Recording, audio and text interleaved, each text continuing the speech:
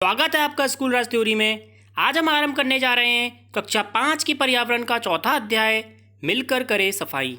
अगर आपने पिछले अध्याय नहीं देखे हैं तो उनकी लिंक डिस्क्रिप्शन में मिल जाएगी या फिर आप प्लेलिस्ट में जाकर भी देख सकते हैं। तो चलिए आरंभ करते हैं अपना पाठ 4।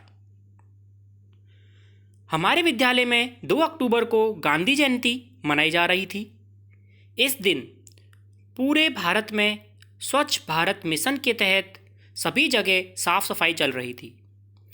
विद्यालय में भी स्वच्छता अभियान कार्यक्रम चलाया गया। गंगा ने उसमें बढ़ चढ़कर भाग लिया। गंगा एक विद्यार्थी है उस विद्यालय की जहाँ पर स्वच्छता का अभियान चलाया जा रहा है और उसने भी वहाँ पर बढ़ चढ़कर भाग लिया।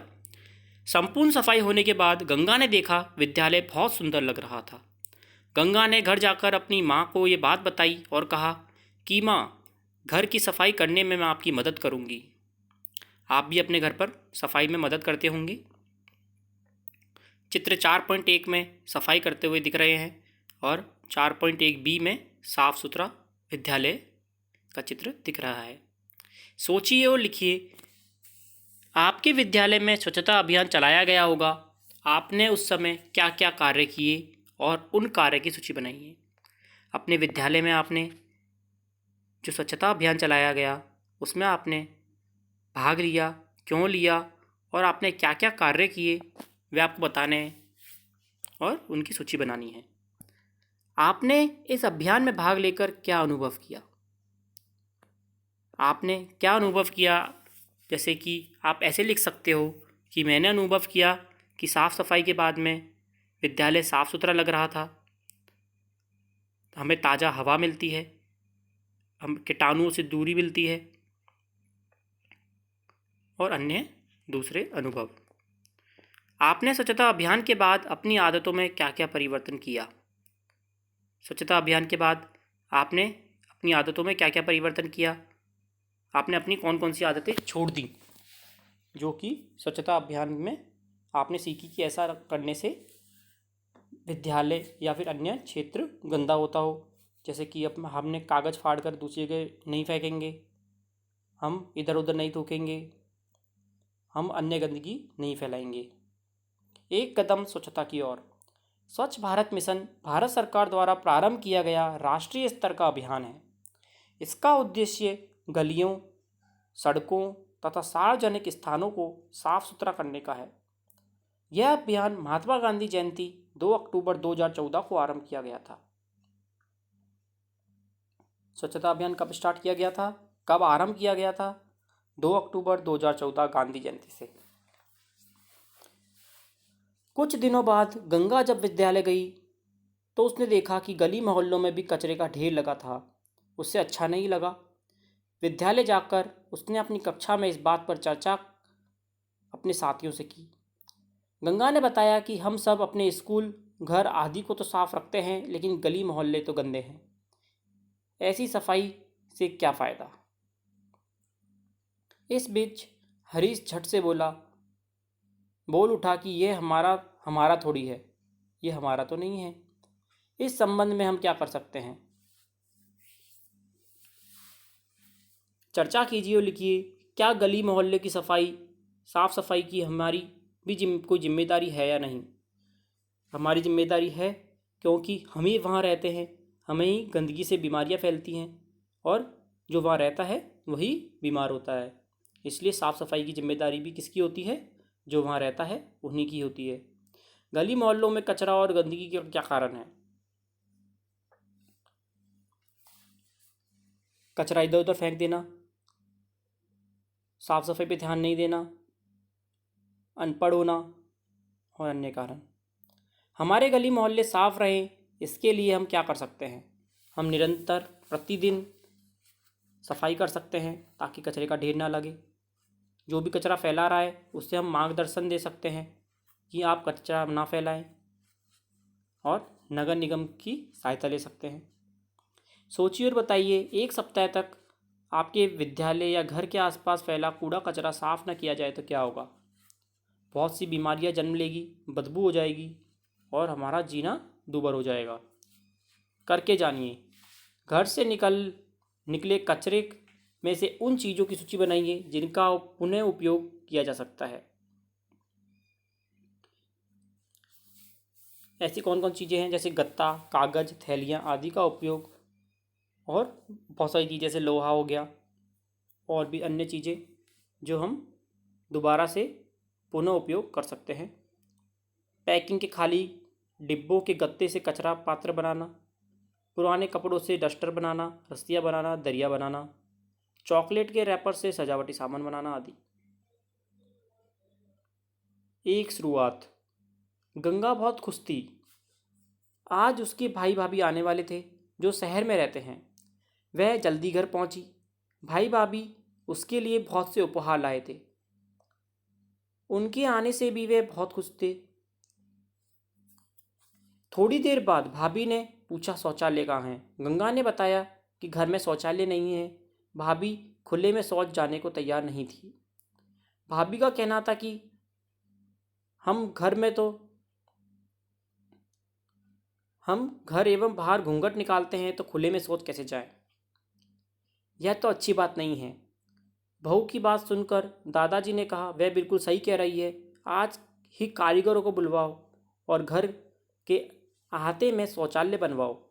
आजकल तो शौचालय बनवाने के लिए सरकार सहायता भी देती है। गंगा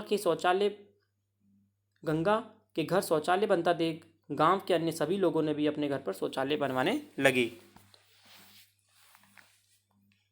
चर्चा कीजिए और लिखिए। गंगा की भाभी का कहना है कि जब हम घर और बाहर घूंघट निकालते हैं तो खुले में शौच कैसे जाएं? यह बात कितनी उचित है? ये बात बिल्कुल सही है कि हम घर और बाहर तो शर्म और लज्जा के कारण अपना घूंघट भी नहीं ऊपर करते, लेकिन शौचालय की स्थिति में ऐसा नहीं सोचते हैं और घर के बाहर शौचालय करने चले जाते हैं। बहुत ही निंदनीय बात है। खुले में शौच जाने के क्या बुरे परिणाम हो सकते हैं? खुले में शौच में जाने से आप बीमार हो सकते हैं। गंदगी फैलेगी, बीमार हो गए आप। आपके क्षेत्र में क्या लोग खुले में शौच करते हैं? ऐसे लोगों को आप क्या राय देंगे?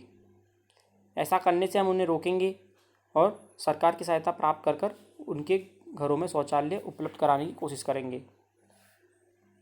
जिनके पास घर नहीं है, जो तंबुओं में रहते हैं, उनके लिए शौच की व्यवस्था होनी चाहिए। जी हाँ, जिनके पास घर नहीं है, उनके तंबू में रहते हैं, उनकी भी शौच व्यवस्था होनी चाहिए। उनके लिए चलते फिरते शौचालय की व्यवस्था होनी चाहिए। नगर निगम और सरकार की सहायता से उनके तंबुओं के बाहर एक चलती फिरती गाड़ी जिसमें शौचालय लगे हों, उनकी व्यवस्था होनी चाहिए ताकि वे उनमें जा सकें। शौच जाने के बाद साबुन से हाथ धोना क्यों ज़रूरी है? शौच जाने के बाद साबुन से हाथ धोना उतना ही ज़रूरी है जितना खाना ज़रूरी है, क्योंकि उन्हीं गंदे हाथों से हम खा लेंगे और बीमारियां अंदर पहुंच जाएंगी और हम बीमार हो सकते हैं। चित्र 4.2 में आप सफाई की मशीन देख रहे हैं। चित्र 4.3 में एक आधुनिक पोछा सफाई कर्मी है। चित्र 4.4 में स्वच्छ शौचालय की तस्वीर है और चित्र 4.5 में साफ सुथरा घर। चित्रों को देखिए और चर्चा कीजिए कि चित्र में सफाई कर्मी के पास क्या उपकरण है। ये एक सफाई की मशीन है जिससे सफाई करना काफ़ी आसान हो जाता है और जल्दी सफाई हो जाती है। सफाई में उपयुक्त उपकरण ना हो तो सफाई कार्य पर क्या प्रभाव पड़ेगा? उपकरण ना हो तो सफाई कार्य पर टाइम ज़्यादा लगेगा और मजदूरी ज़्यादा लगेगी। आदत हो, दिखावा नहीं। गंगा के भाई भाभी चंडीगढ़ यात्रा कर लौटे थे। उन्होंने उसे वहाँ से बहुत से फ़ोटो दिखाए। गंगा ने देखा कि सभी जगह साफ सुथरी थी। अब वह विचार करने लगी कि हमारे घर तो छोटे हैं, सब जगह इतनी सफाई नहीं है। भाई के मित्र जिसके घर भाई भाभी जाकर रोके थे, कुछ दिन बाद गांव आने वाले थे। ऐसे तो उनको अच्छा नहीं लगेगा। उसने भाभी से इस संबंध में बात की। भाभी समझदार थी। उसने गंगा को समझाया, छोटे बड़े घर से कोई छोटा बड़ा नहीं हो जाता, बस साफ सफाई बहुत ज़रूरी है। यह किसी को दिखाने के लिए नहीं चाहिए, वरन यह हमारी आदत का हिस्सा होना चाहिए। सोचिए और लिखिए। सफाई हमारी आदत का हिस्सा होनी चाहिए, इसके बारे में आप क्या विचार रखते हैं? सफाई हमारी आदत का हिस्सा होना चाहिए क्योंकि इससे हम निरंतर सफाई रखते हैं और गंदगी से दूर रहते हैं और बीमारियों से भी दूर रहते हैं। सफाई का कार्य करने वाले लोगों के साथ हमारा व्यवहार कैसा होना चाहिए? सफाई कार्य करने वालों के साथ हमारा व्यवहार मधुर होना चाहिए। अगर हमारे गांव शहर साफ़ नहीं होंगे तो हमारे देश की छवि कैसी होगी? अगर हमारे गांव शहर साफ़ नहीं होंगे तो हमारे देश की छवि बिगड़ेगी और उसका दुष्प्रभाव हमें देखने को मिलेगा। अगर हमारे घर की साफ़ सफाई नहीं होगी तो हमारे जीवन पर क्या प्रभाव पड़ेगा? अगर हमारे घर की साफ़ सफाई नहीं होगी तो हमारा जीवन दुर्भर हो जाएगा, हम बीमार पड़ने लगेंगे और हमारा जनजीवन अस्त व्यस्त हो जाएगा। सफाई करने वाला श्रेष्ठ है, कचरा फैलाने वाला नहीं। भाभी के समझाने पर गंगा और उसकी सहेलियों ने सफाई को अपनी आदत बनाने के लिए कुछ संकल्प लिए जो आपको भी लेने हैं। अब हम अपनी कक्षा में कागज़, पेंसिल के छिलके, टॉफ़ी के रेफर्स आदि नहीं फेंकेंगे। हम दीवार, फर्श एवं फर्नीचर पर नहीं लिखेंगे, उन्हें गंदा नहीं करेंगे। हम जगह जगह नहीं थूकेंगे और कचरा भी नहीं फेंकेंगे। हम रोज़ नहाएंगे और साफ़ कपड़े पहनेंगे। हम प्लास्टिक की थैलियों का उपयोग नहीं करेंगे। हम हमारी गली मोहल्ले, घर, स्कूल और सार्वजनिक स्थानों पर सफाई का पूरा योगदान करेंगे। और हम बाज़ार में सब्जी, किराने का सामान आदि खरीदने जाएंगे तो कपड़े का थैला ज़रूर लेके जाएंगे। ये कुछ संकल्प हैं जो आपको भी अपने जीवन में करने हैं और दूसरों से भी, अपने परिवारों से या फिर अपने दोस्तों से भी करवाने हैं। विशेष, गांधी जी के आश्रम में कोई भी व्यक्ति जाता था तो उसे दैनिक कार्य में सर्वप्रथम शौचालय साफ करने का कार्य दिया जाता था। वह व्यक्ति जब इस कार्य को अच्छी तरह कर लेता था उसके पश्चात ही उससे अन्य कार्य दिए जाते थे, क्योंकि महात्मा गांधी स्वच्छता और सफाई को सर्वाधिक महत्व देते थे। आज हमारे देश में स्वच्छता अभियान चलाया जा रहा है। इस बात पर जोर दिया जा रहा है कि सड़कें, स्टेशन, बस स्टैंड आदि साफ सुथरे मिले, घरों में कूड़ा पात्र अवश्य हो, साथ ही कचरे का पुनर्चक्रण द्वारा निस्तारण करना आवश्यक हो। हमने सीखा, स्वस्थ रहने के लिए साफ सफाई आवश्यक है। हमें अपनी सफाई स्वयं करनी चाहिए। सफाई दिखावा नहीं है बल्कि आदत बन जाए। शौचालय में ही शौच जाना चाहिए, खुले में नहीं। जाना समझा, अब बताइए, आपने अपने विद्यालय में स्वच्छता अभियान कैसे चलाया, वर्णन कीजिए। हमने अपने विद्यालय में स्वच्छता अभियान इस तरह चलाया, हमने छात्रों और छात्राओं में 2 गुट बना लिए और एक को दीवारें साफ़ सफाई के लिए बोला और दूसरों को ज़मीन पर पड़े कचरे के ढेर को समेटने के लिए। और हमने ऊपर जो हमने आदतें सीखी हैं उसका वर्णन किया कक्षा में, और वह सीखिए और संकल्प किया कि हम आगे से कचरा नहीं फैलाएंगे। सफाई हमारी आदत बन जाए, इस हेतु हमें क्या करना चाहिए?